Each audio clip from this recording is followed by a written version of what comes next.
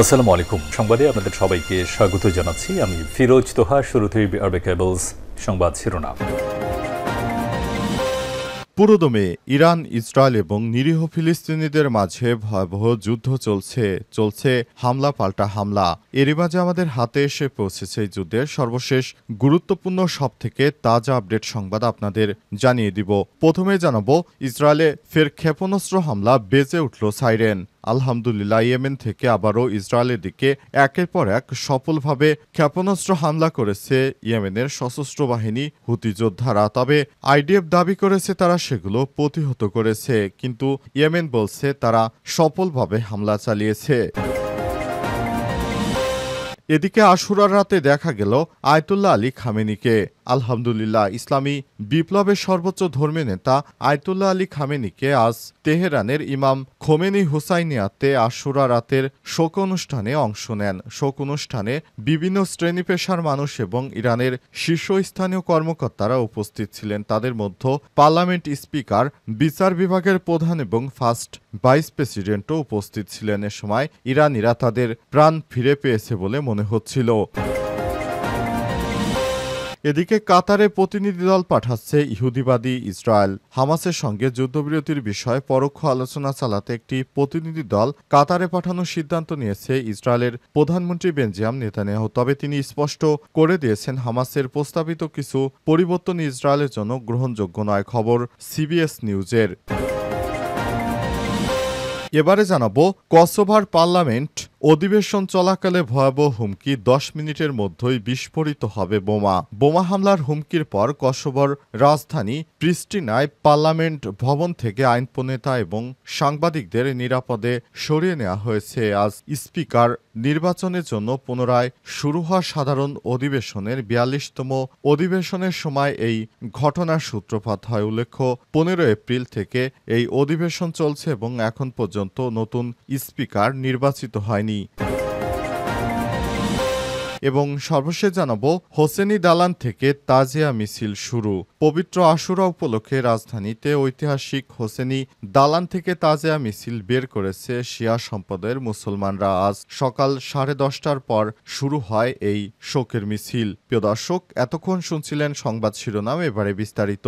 তবে তার আগে বন্ধুরা, অনুরোধ থাকবে এই সংবাদটিতে একটি লাইক দিন। এই চ্যানেলে আপনি নতুন হয়ে থাকলে আমাদের সংবাদটি দেখতে দেখতে চ্যানেলটি সাবস্ক্রাইব করে রাখুন। কমেন্ট করে বন্ধুরা আপনার মূল্যবান মতামত জানিয়ে দিন আপনি বিশ্বের কোন দেশ থেকে বা বাংলাদেশের কোন স্থান থেকে আমাদের সংবাদটি দেখছেন এবং শুনছেন। আর বন্ধুরা, ইরান ইসরায়েল যুদ্ধে আপনি কোন দেশকে সমর্থন করেন কমেন্ট করে জানিয়ে দিন।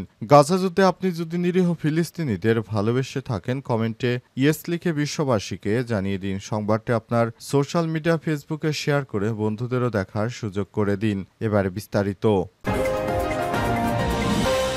ইসরায়েলে ক্ষেপণাস্ত্র হামলা, বেজে উঠল সাইরেন। ইয়েমেন থেকে ইসরায়েলের দিকে ছোড়া ক্ষেপণাস্ত্র সফলভাবে ভূপাতিত করেছে দেশটির সশস্ত্র বাহিনী আইডিএফ। ইসরায়েলি সেনাবাহিনী জানিয়েছে, স্থানীয় সময় 5 জুলাই মধ্যরাতের পর ক্ষেপণাস্ত্রটি প্রতিহত করতে বিমান প্রতিরক্ষা ব্যবস্থা দ্রুত সক্রিয় করা হয় এবং শেষ পর্যন্ত সেটি সফলভাবে প্রতিরোধ করা গেছে। ক্ষেপণাস্ত্রটি ছোড়ার পর মৃতসাগর ও জুডিয়ান মরুভূমি এলাকায় সতর্কতামূলক সাইরেন বাজানো হয়েছে, যাতে সাধারণ জনগণ নিরাপদ আশ্রয়ে সরে যেতে পারে। খবর দ্য টাইমস অফ ইসরায়েলের। আইডিএফের এক বিবৃতিতে জানা গেছে, ইয়েমেন থেকে ইসরায়েলের দিকে একটি ক্ষেপণাস্ত্র ছোড়া হয়েছে। আমাদের আকাশ প্রতিরক্ষা বাহিনী সেটি প্রতিহত করতে কাজ করছে। তারা জনগণকে আইডিএফ হোম ফ্রন্ট কমান্ডের নির্দেশনা অনুসরণ করার আহ্বান জানিয়েছে। যদি কোনো সতর্কতা বা নির্দেশনা দেয়া হয়, সেই হামলায় এখন পর্যন্ত কোনো হতাহত বা ক্ষয়ক্ষতির খবর পাওয়া যায়নি। তবে নিরাপত্তা বাহিনী পুরোপুরি পরিস্থিতি নিবিড়ভাবে পর্যবেক্ষণ করছে। প্রসঙ্গত,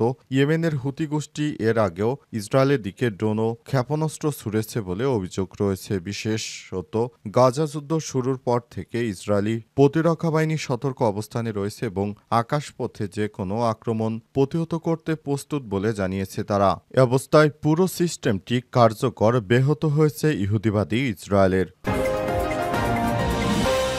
আশুরা রাতে দেখা গেল আয়াতুল্লাহ খামেনিকে।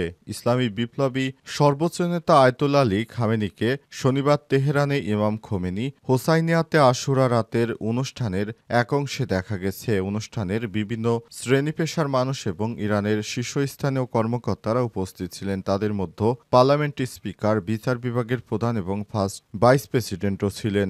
আশুরার শিক্ষা এবং সাম্প্রতিক ইসরায়েলি আগ্রাসনের প্রসঙ্গ তুলে বক্তব্য দেন হোজাতুল ইসলাম মাসুদ আলী। তিনি জানিয়েছেন, কারবালায় শহীদ ইমাম হুসাইন রাদিয়াল্লাহু তাআলা আনহুর আত্মত্যাগ থেকে শিক্ষা নেই। ইরান কখনোই অন্যায়ের সামনে নতি স্বীকার করবে না। তিনি আরো বলেছেন, আশুরার শিক্ষা থেকে ইরানি জাতি অপমান কখনোই নয়, এই মূলনীতি গ্রহণ করেছে এবং মিথ্যা ও জুলুমের বিরুদ্ধে লড়াই অব্যাহত রাখবে। তিনি আরো বলেছেন, আয়াতুল্লাহ খামেনির নেতৃত্বে ইরান বিশ্বব্যাপী মিথ্যার বিরুদ্ধে রয়েছে এবং এই মিথ্যা জায়নবাদীদের নেতৃত্বে প্রচারিত হচ্ছে বিশ্বব্যাপী।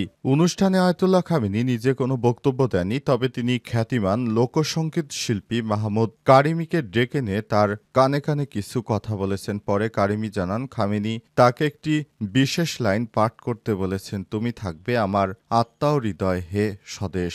ইরানের প্রেসিডেন্ট মাসুদ পেজেশকিয়ান সামাজিক যোগাযোগ মাধ্যম এক্সেতে এক শোকবার্তা অনুষ্ঠানে সর্বোচ্চ নেতার উপস্থিতিতে আনন্দ প্রকাশ করেন। সেই সঙ্গে কারবালার বীর আবুল ফজল আলামদারের কাছে আয়াতুল্লাহ খামেনি নিরাপত্তা ও সুস্থতার জন্য প্রার্থনা করেছেন।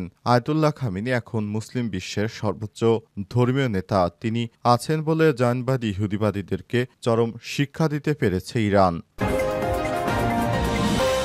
কাতারে প্রতিনিধি দল পাঠাচ্ছে ইসরায়েল। হামাসের সঙ্গে যুদ্ধবিরতির বিষয়ে পরোক্ষ আলোচনা চালাতে একটি প্রতিনিধি দল কাতারে পাঠানোর সিদ্ধান্ত নিয়েছে ইসরায়েলের প্রধানমন্ত্রী বেঞ্জামিন নেতানিয়াহু। তবে তিনি স্পষ্ট করে দিয়েছেন, হামাসের প্রস্তাবিত কিছু পরিবর্তন ইসরায়েলের জন্য গ্রহণযোগ্য নয়। খবর সিবিএস নিউজের আজ এক বিবৃতিতে নেতানিয়াহুর দপ্তর জানিয়েছে, আজ কাতারের আলোচক দল পাঠানো হবে। এর একদিন আগে শুক্রবার হামাস জানায়, তারা যুদ্ধবিরতি সংক্রান্ত যুক্তরাষ্ট্রের মধ্যস্থতাহীন প্রস্তাবের প্রতি ইতিবাচক সাড়া দিয়েছে এবং আলোচনার জন্য প্রস্তুত রয়েছে। হামাসের দাবি, তারা মিশর ও কাতারের মধ্যস্থতায় দেয়া সম্পত্তি প্রস্তাবের কাঠামো নিয়ে আলোচনায় আগ্রহী। এক ফিলিস্তিনি কর্মকর্তা অ্যাসোসিয়েট প্রেসকে বলেছে, হামাস চায় যুদ্ধবিরতির পর ইসরায়েল যেন 2 মাসের পূর্ববর্তী অবস্থানে ফিরে যায় এবং 60 দিনের বিরতির পর স্থায়ী যুদ্ধ সমাপ্তি ঘোষণা করে। তারা যুক্তরাষ্ট্র ও ইসরায়েলের সহায়তায় পরিচালিত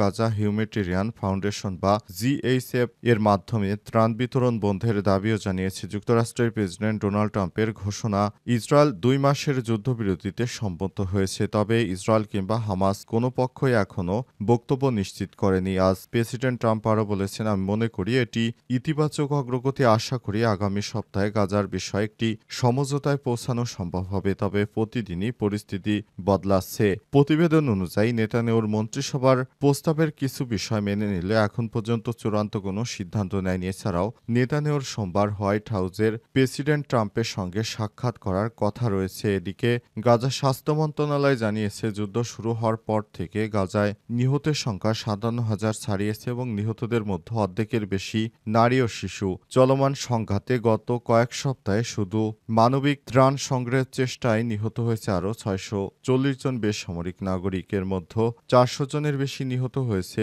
জিএইচএফ পরিচালিত ত্রাণ বিতরণ কেন্দ্রের কাছে, যেখানে ইহুদিবাদী ইসরায়েলের সেনারা হামলা চালিয়েছিল। সেখানেই সবথেকে বেশি মুসলিম নিহত হয়েছে। নিরীহ ফিলিস্তিনিদেরকে হত্যা করা হচ্ছে, যেটি কোনোভাবেই কাম্য নয়। হোসেনি দালান থেকে তাজিয়া মিছিল শুরু। পবিত্র আশুরা উপলক্ষে রাজধানী ঢাকায় ঐতিহাসিক হোসেনি দালান থেকে তাজিয়া মিছিল বের করেছে বাংলাদেশের শিয়া সম্প্রদায়ের মুসলিমরা। আজ সকাল 10:30টার পরেই শোকের মিছিল শুরু হয়েছে। 100 বছরের পুরনো হোসেনি দালান প্রাঙ্গণে শুরু হয়ে মিছিলটি Azimpur, Nilkhet, New Market, Science Lab ও ধানমন্ডি হয়ে শেষ হবে। ইতিমধ্যেই হোসেনি দালান এলাকায় মিছিলের প্রস্তুতি নিতে দেখা গেছে। অংশগ্রহণকারীদের অধিকাংশই কালো পোশাকে অংশ নিচ্ছেন, কেউ বা প্রতীকী ছুরি, আলাম, পতাকা, নিশানা ও বেস্তা বহন করছেন। মিছিলে অংশ নিতে আসা এক অংশগ্রহণকারী বলেছেন, এই দিনটা আমাদের জন্য কষ্টের। ইমাম হাসান এবং হোসেনকে কারবালা প্রান্তরে নির্মমভাবে হত্যা করা হয়েছিল। তিনি সপরিবারে শহীদ হয়েছিলেন। সেদিনটি স্মরণ করতে আমি আয়োজন করে থাকি। তাজিয়া মিছিলকে কেন্দ্র করে হোসেনি দালান এবং আশপাশের এলাকায় আইনশৃঙ্খলা বাহিনীর কঠোর উপস্থিতি লক্ষ্য করা গেছে। নিরাপত্তা নিশ্চিতে মোতায়েন করা হয়েছে পুলিশ ও র্যাবের সদস্যদের। এদিকে দিনটি উপলক্ষে রাজধানী ঢাকা সহ দেশব্যাপী ধর্মীয় অনুষ্ঠান, নফল রোজা ও ইবাদতে মগ্ন রয়েছে মুসলিমরা। জাতীয় মসজিদ বায়তুল মোকাররমের ইসলামী ফাউন্ডেশনের